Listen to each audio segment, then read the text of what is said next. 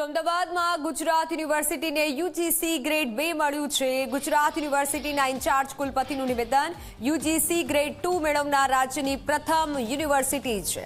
હવે certificate, PG અને research course શરૂ કરી શકીશું અને વિદેશમાં આઈઆઈએમ, આઈટીઆઈમાં ચાલતા આઈઆઈઆઈટીમાં પણ ચાલતા કોર્સ ગુજરાત યુનિવર્સિટીમાં કરાશે. વધારે ફી ભરી અને થતા કોર્સ હવે સામાન્ય ફીમાં કરી શકાશે. વિદેશમાં ભણાવતા અધ્યાપકોને અહીં ભણાવવા અર્થે બોલાવીશું. કુલપતિએ નિવેદન આપ્યું છે. આઈઆઈએમ, આઈઆઈટીના કોર્સ ગુજરાત યુનિવર્સિટીમાં હવે ભણાવાશે. સર્ટિફિકેટ, પીજી અને રિસર્ચ કોર્સ પણ શરૂ કરાશે. સામાન્ય રીતે એવું હોય કે યુજીસીના નોમેકલ્ચરમાં યુજીસીએ જે નક્કી કરેલું માળખું છે એ પ્રમાણેના કોઈ કોર્સિસ કરવા હોય તો સામાન્ય રીતે યુનિવર્સિટી એવા કોર્સિસ શરૂ કરવા માટે ફ્રી હોય છે.